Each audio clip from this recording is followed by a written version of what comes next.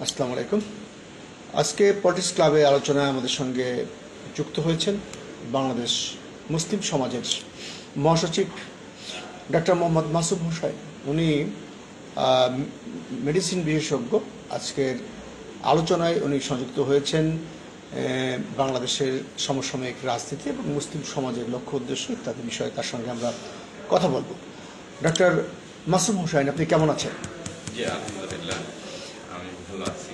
আচ্ছা, একটি মিষ্টি হাসি দিয়ে আপনি শুরু করলেন। তো বাংলাদেশের রাজনীতি তো ভালো যাচ্ছে না। মানে এই কালকেই 16ই ডিসেম্বর বিজয় দিবস ছিল।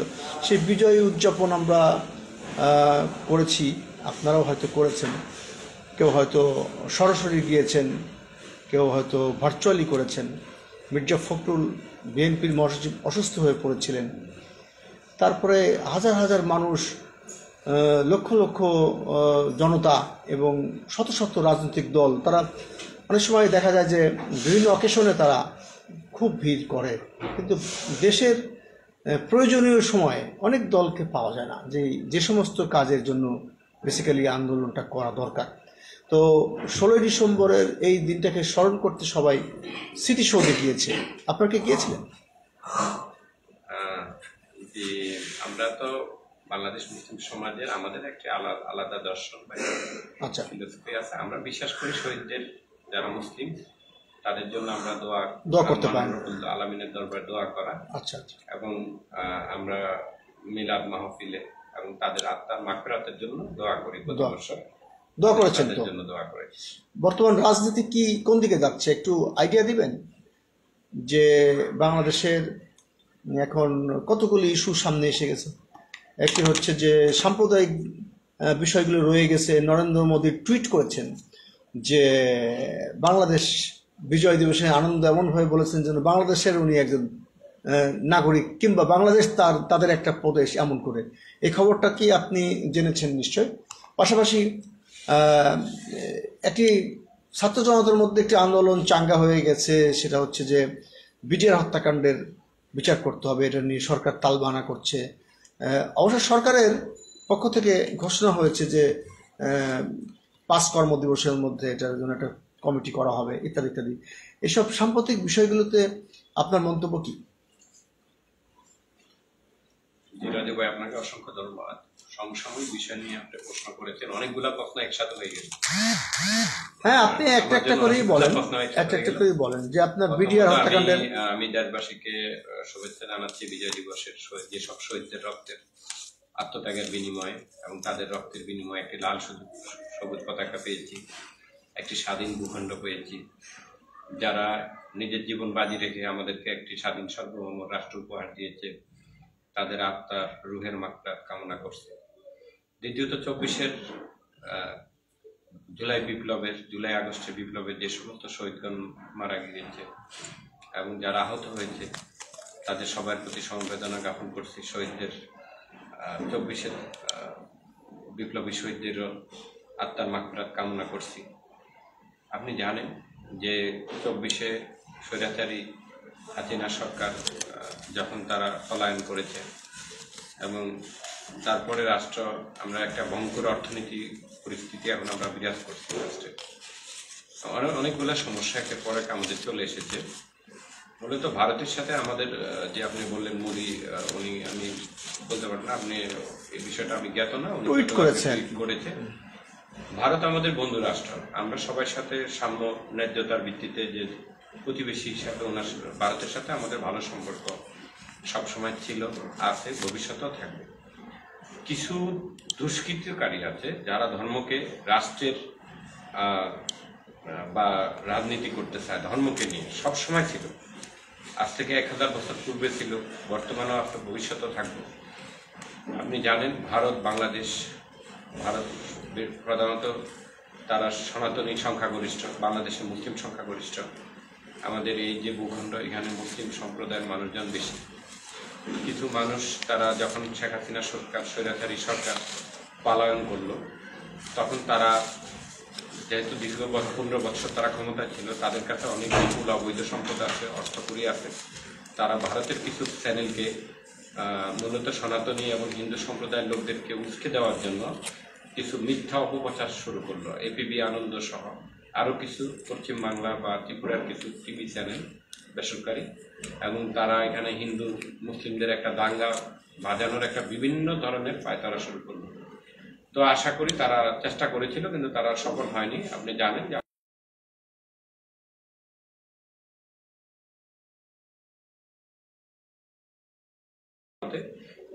এটা আমাদের স্বাধীনতা আমরা মনে করি বাংলাদেশ মুসলিম সমাজের পক্ষ থেকে যখনই আমাদের বিশ্বের যে কোনো দেশে বাংলাদেশের কোনো কনসুলেটে হামলা করবে, যে কোনো দেশে, সেটা আমাদের স্বাধীনতার উপর হামলা, আমাদের রাষ্ট্রের উপরে হামলা বলে বিবেচিত হয়।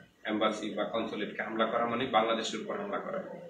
আমরা এই যে আমাদের মুসলিম সমাজের পক্ষ থেকে এই হামলার তীব্র নিন্দা এবং প্রতিবাদ জানাচ্ছি, এবং বাংলাদেশের পতাকা তারা পুড়িয়েছে আগরতলায়, জি, সেটা আমরা তীব্র নিন্দা জানাচ্ছি। আমাদের বাংলাদেশ রাষ্ট্র তাদের মনে থাকা উচিত যে বাংলাদেশ একদিনে তৈরি হয়নি। 1947 সালে যখন ব্রিটিশ সরকার আমাদেরকে দুই পাকিস্তান যখন আলাদা হলো এবং সেখানে ভারতবর্ষ আলাদা হলো, আমাদের 1938 সালে চট্টগ্রামের সূর্য সেন উনি প্রথম ব্রিটিশদের বিরুদ্ধে অস্ত্র ধারণ করেছিল, এবং সেই সাহসী সন্তান এই মাটির বুকে জন্ম নিয়েছে।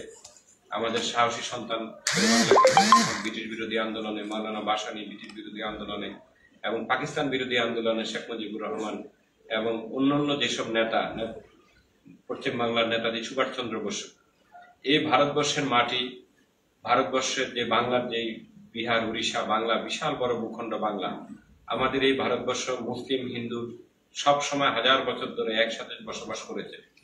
কিছু রাজনীতিক বিজেপি উগ্রপন্থী কিছু নেতা, শুভেন্দু অধিকারী সহ জনগণের বিরুদ্ধে, বাংলাদেশের মানুষের বিরুদ্ধে অবস্থান করছে। আমরা এই তীব্র নিন্দা জানাচ্ছি। শুভেন্দু অধিকারী মিথ্যা অপপ্রচার করতেছে ভারতের চ্যানেলগুলোতে। বিজেপি পশ্চিম বাংলার যিনি বিজেপির বিরোধী দলীয় নেতা শুভেন্দু অধিকারী, সে তার বক্তব্য দিচ্ছে 3 লাখ হাতে চালিত রিক্সা নিয়ে বাংলাদেশ থেকে আসছে পশ্চিম বাংলা আক্রমণ করার জন্য। আমরা ওনাদেরকে জানাইতে চাই, শুভেন্দু অধিকারী রিক্সা নাই।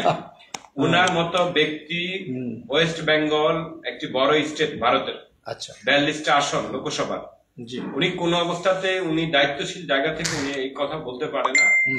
আমি এটা তীব্র নিন্দা এবং প্রতিবাদ জানাচ্ছি। ওনারা চাচ্ছে যে আমরা যেন বাংলাদেশের সাথে আমাদের যে ভালো সম্পর্ক বাংলাদেশ ভারতের সাথে আছে সেটা সম্পর্ক নষ্ট করার জন্য, এখান থেকে কিছুটা রাজনৈতিক সুবিধা আদায় করার জন্য মুখ্য উদ্দেশ্য এটাই।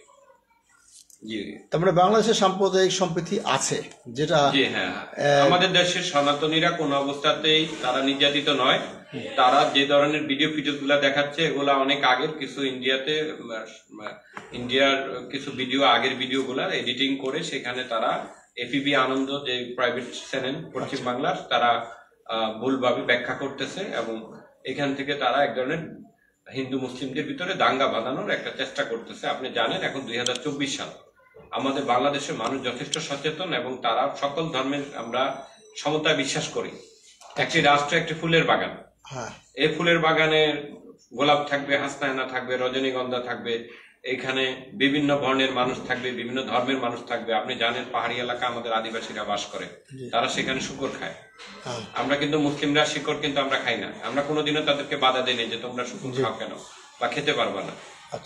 আমাদের আপনি জানেন যে কিছু গাঁওয়ের এলাকাতে তারা কিছু প্রাণী খায়, সেগুলো আমরা খাই না।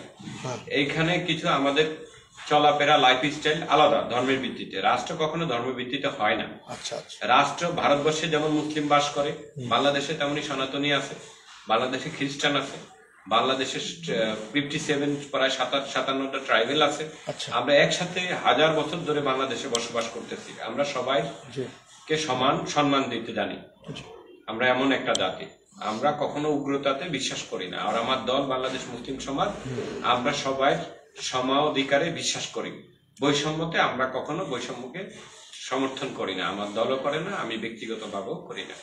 আচ্ছা, কয়েকটা দিন আগে সরকার, এই বর্তমান অন্তর্বর্তীকালীন সরকার বিভিন্ন রাজনৈতিক দলের সঙ্গে আলোচনা করেছে। সেখানে যদিও বলা হয়েছে সব দলের সঙ্গে, আসলে মানে প্রধান মানে বলা হয় যে সংজ্ঞায়িত করা হয় প্রধান সব দলের সঙ্গে আলোচনা হয়নি, তবে বেশ কিছু রাজনৈতিক দলের সঙ্গে আলোচনা হচ্ছে। তার 3টা বিষয়ের উপর আলোচনা হচ্ছে। তার 3 নম্বরটা হচ্ছে যে প্রোপাগান্ডা, মানে প্রচার অপপ্রচার, এইগুলো। তো এইগুলো থামানোর জন্য কিন্তু উল্টো আমাদের সরকার তরফ থেকে আরেকটা মিডিয়া সেল করা দরকার, যাতে করে আমি দেখলাম কেউ কেউ হয়তো স্বপ্রণোদিত হয়ে করছেন যে অনেক হিন্দুরা এই স্টেটমেন্ট দিচ্ছে যে না, এগুলো আমাদের দেশে কোনো সাম্প্রদায়িক দাঙ্গা বা কিছু হচ্ছে না, কিন্তু সেইগুলো আমাদেরকে বেশি বেশি প্রচার করা দরকার না? তো সেই প্রচার করার জন্য সরকারের কি তেমন উদ্যোগ আপনি লক্ষ্য করেছেন? জি রাজু ভাই, আপনাকে ধন্যবাদ। প্রশ্নটি খুবই বর্তমানে সমসাময়িক গুরুত্বপূর্ণ প্রশ্ন। আপনি জানেন রিভলিউশনের মধ্য দিয়ে ডক্টর ইউনূস সরকার গঠন করে, এবং রিভলিউশন মানে বিপ্লব। একটি বিপ্লব সংগঠিত হয় 50 বছর, 100 বছর পর পর বিপ্লব হয়। বিপ্লব সবসময় হয় না। এই বিপ্লবী সরকারটা নতুন, এখনো তারা একবারে বাইবর্ন একটা নতুন সরকার। আচ্ছা, তারা অনেকে অভিজ্ঞতা সম্পন্ন আছে এই সরকারে, অনেকে একটু বয়সের জুনিয়রও আছে, অভিজ্ঞতা কমও আছে। অভিজ্ঞতা কমও আছে। ছাত্রদেরকে নিয়ে একটা সরকার গঠন হয়েছে। এখানে বিষয় হলো যেটা, সেটা হলো পরাজিত যে শক্তিটা, জি, যে দীর্ঘদিন আওয়ামী লীগ ক্ষমতা ছিল যখন, তারা কিছু অসম চুক্তি করেছে, যেমন বিদ্যুতের, তাদের ট্রানজিটে ভারতের সাথে অসম কিছু চুক্তি আছে, এবং তারা বিভিন্ন আরো কিছু বিষয় অসম চুক্তি, যেটা তাদের সাথে আমাদের এই চুক্তিগুলা সম্পূর্ণ জনগণের সমর্থন ছাড়া হাসিনা স্বৈরাচারী সরকার আচ্ছা, তা ক্ষমতা পাকাভোক্ত করার জন্য এই বিজেপি দলের সাথে বা ভারতের বর্তমান যে বিজেপি সরকারের সাথে চুক্তিগুলো করেছে অসম অসম চুক্তি। এবং গোপন গোপন কিনা সেটা আমি বলতে পারবো না, কারণ যেহেতু আমরা জানি না। জি, সেটা প্রকাশিত সামনে হয়নি। আসা দরকার, প্রকাশিত করা দরকার বর্তমান সরকারকে কি ধরনের চুক্তিগুলো হয়েছে এবং সেখানে আমরা কতটুকু ক্ষতিগ্রস্ত হয়েছি।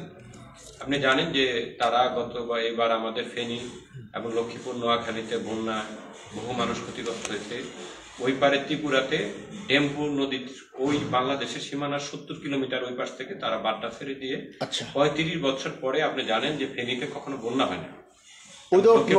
কোনো রকমের নোটিশ না দিয়ে হ্যাঁ জি করেছে। আপনি জানেন বাংলাদেশের রংপুর নামক বিভাগের সেখানে এই কুড়িগ্রাম, গাইবান্ধা, তারা ব্রহ্মপুত্র নদীর পানি যখন ওই পার থেকে ছেড়ে দেয়, তখন আমাদের এই সাইডে 8-10টা জেলা সম্পূর্ণ ফ্লাড হয়ে যায়, বন্যা হয়ে যায়।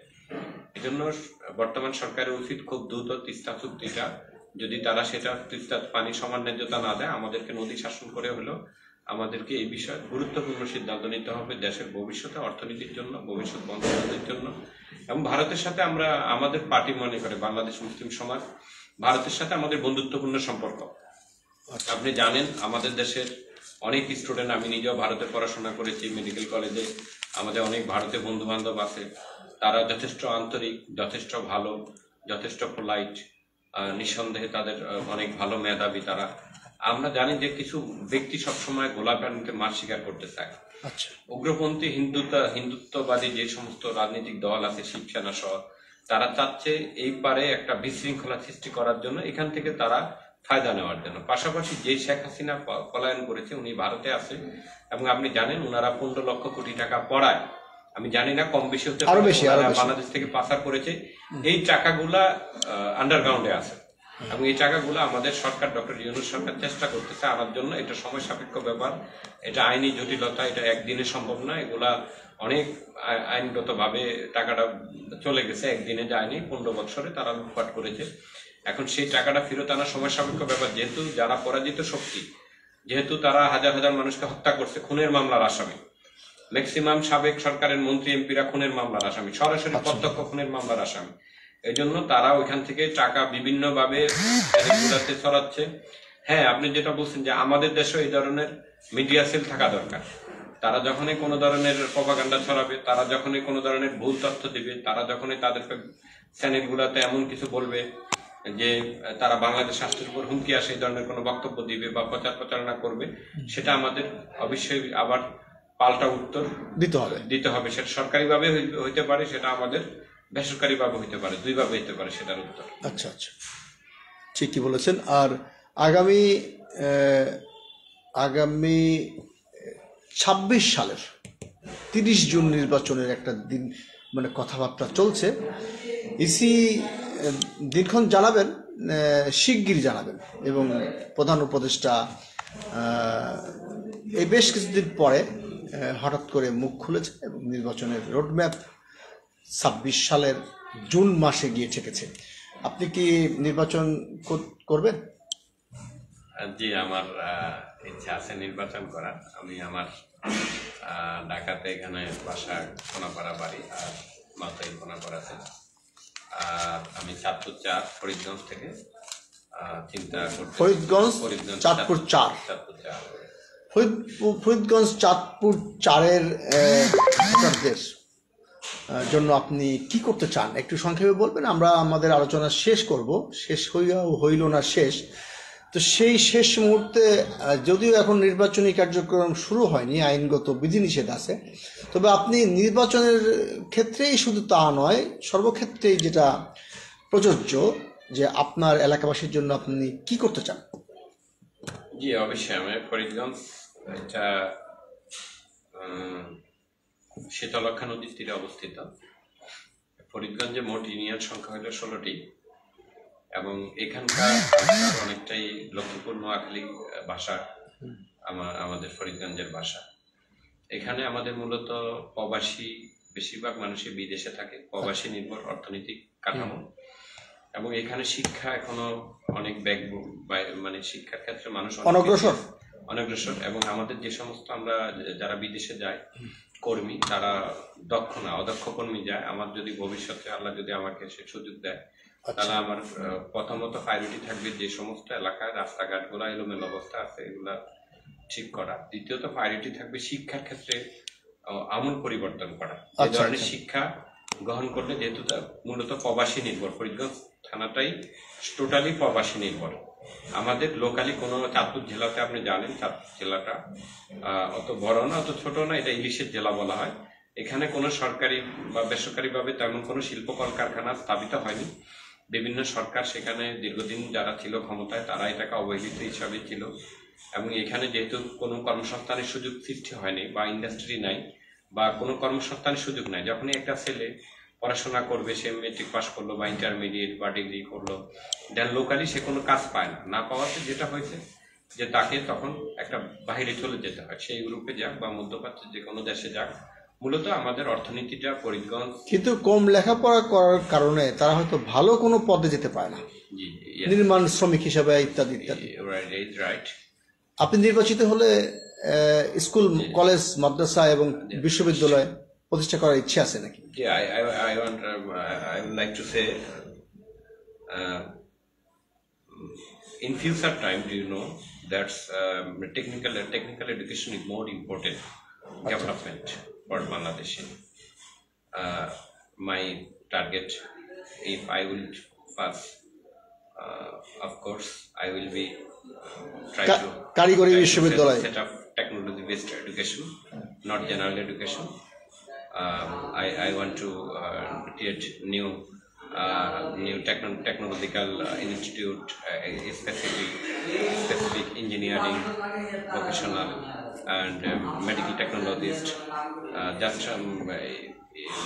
in future time, it's more high demand even for Middle East country, medical technologist and civil engineering or vocational training, specific mason, transmason, painter and carpenter. Just some of people are not highly literate. Then something metric or non-metric is the people more going to Middle East country for my Fariganj Upazila.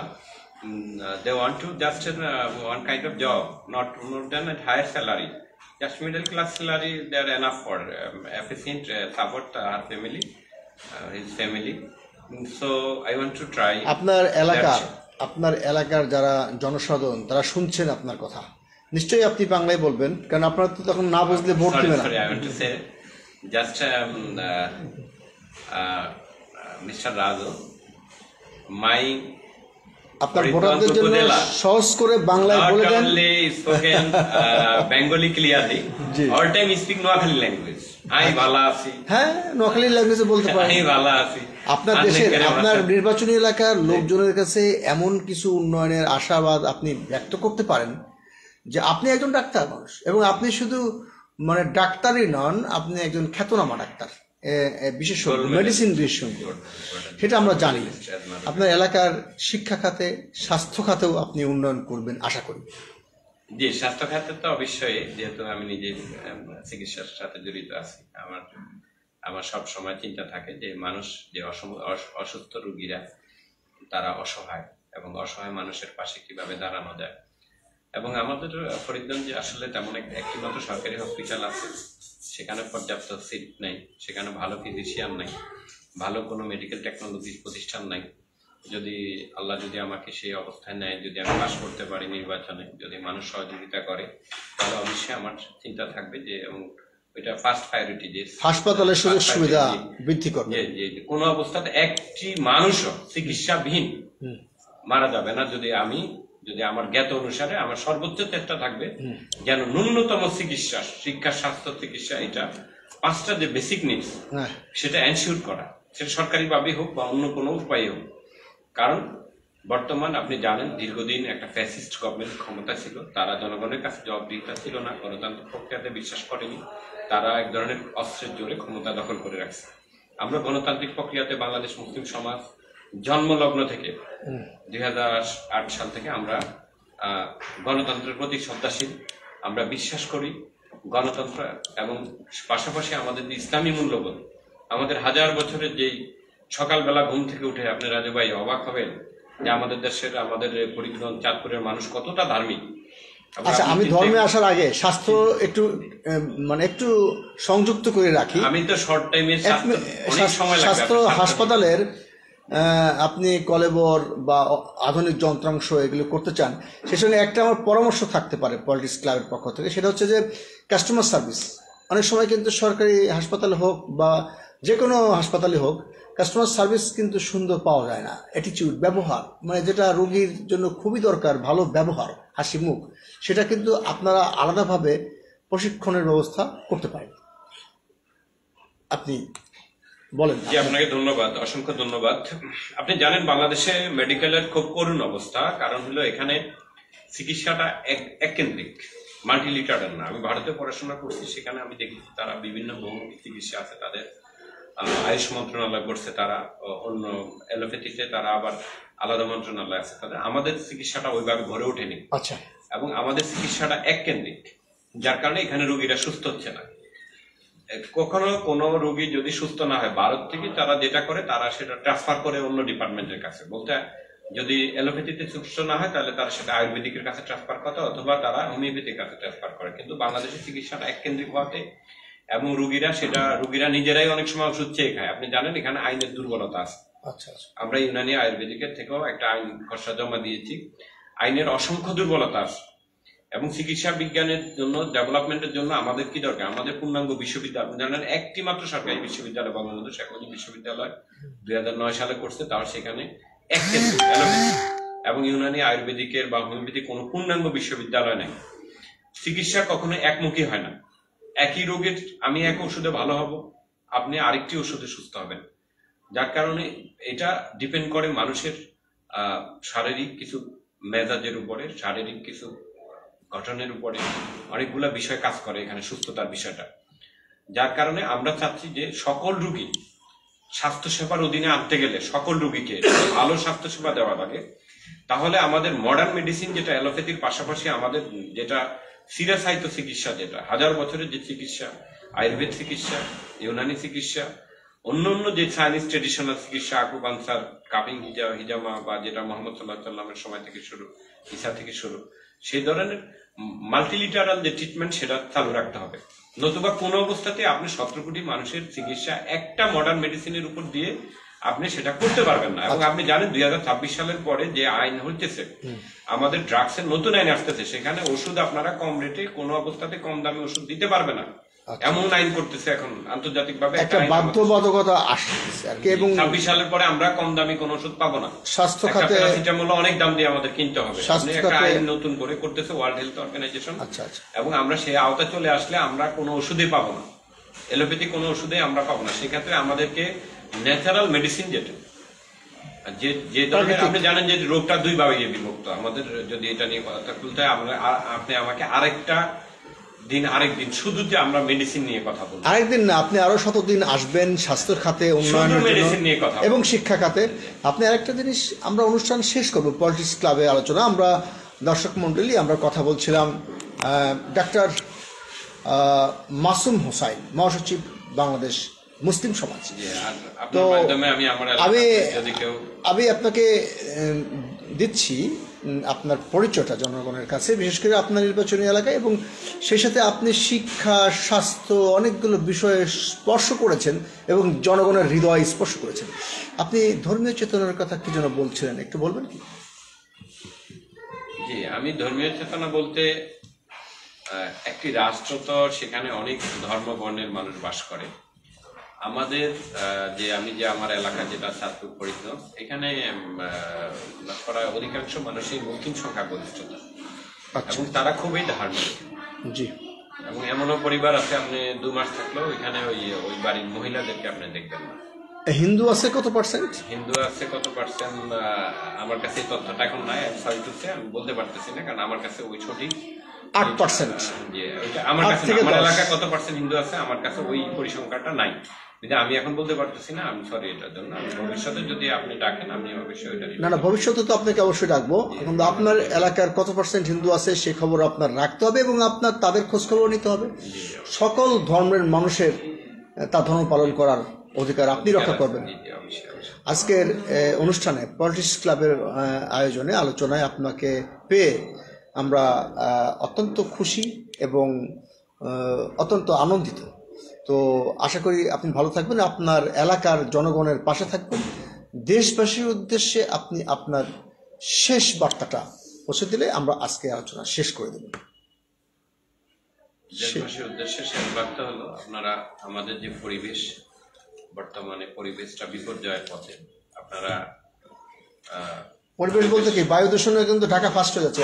বায়ু দূষণ, এবং আপনারা বেশি পরিমাণ গাছ লাগান এবং পরিবেশের যে বায়ু দূষণের হাত থেকে মানুষকে বাঁচান। কারণ আগামীতে যে কার্বন ডাইঅক্সাইডের পরিমাণ বেড়ে গেলে সেখানে শুধু আমরা যে প্রাণী এফেক্টেড হবে তা না, আমরা ক্ষতিগ্রস্ত হব।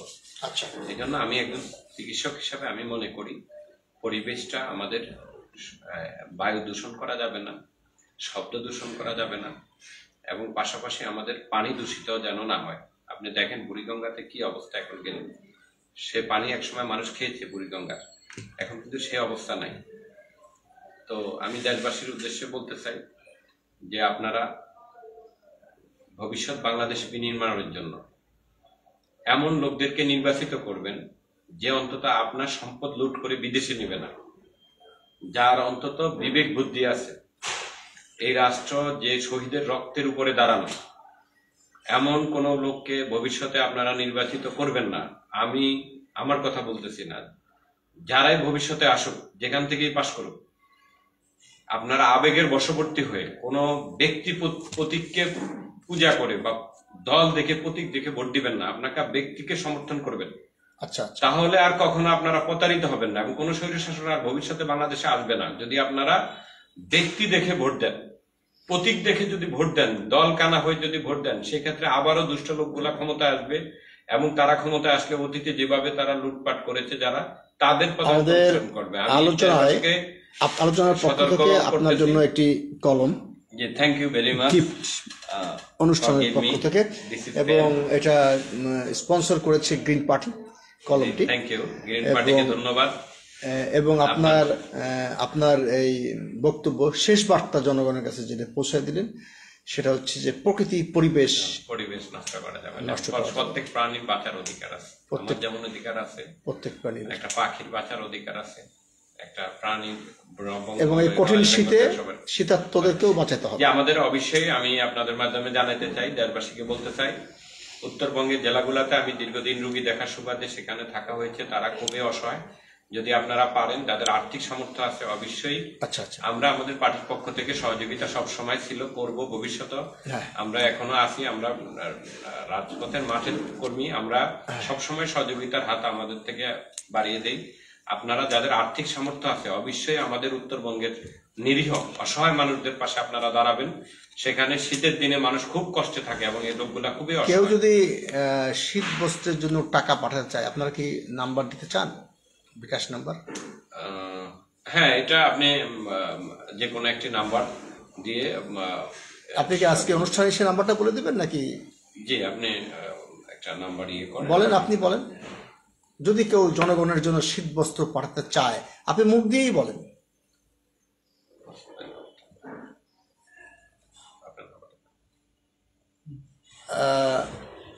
আমরা তাহলে সেই নাম্বারটা প্রচার করে দিব। একটা বিকাশ নাম্বার দেন জনগণের জন্য। এই শীতার্ত মানুষের পাশে আপনি থাকবেন, থাকার জন্য আপনার যে নিবেদিত প্রাণ, দেশবাসী মুগ্ধ হবে। এবং এটা সত্যি একটা মহতি উদ্যোগ। অনেকে কিন্তু শীতের কষ্ট করে। আমি গত বছর খানিক আগে আমি যখন পঞ্চগড়ে শীতের ভিতরে গেছি, সেখানে এমন শীত যেটা সহ্য করার মতো না। আমরা ঢাকাতে থাকি বা আমাদের চাঁদপুরের ওইখানেও শীতটা অত বেশি না, কিন্তু উত্তরের চাঁপাইনবাবগঞ্জ, দিনাজপুর, নওগাঁ এবং সেখানে ঠাকুরগাঁও, পঞ্চগড়, কুড়িগ্রাম পর্যাপ্ত প্রচুর পরিমাণে শীত। এমনি এগুলো সহ্য করার মতো না। এই জন্য তাদেরকে তারা আমাদের ভাই, তারা এই দেশেরই মানুষ। তাহলে এই জিপি নাম্বারটা আপনি একটু দেশবাসীর উদ্দেশ্যে জানিয়ে দেন এবং প্রবাসীদের জন্য জানিয়ে দেন। লিংকে দিয়ে দিও নাম্বারটা, আমি বলে দিচ্ছি। আপনি বলে দেন, অনেকে নোট করে নেবে। 017369413115। নাম্বারটা আবার বলবেন। 017369413115।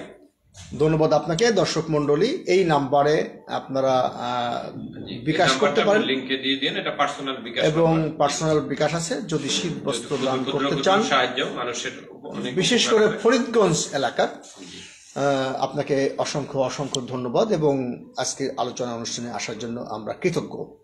জি জি, আসসালামু আলাইকুম। আপনাকে ধন্যবাদ। আসসালামু আলাইকুম।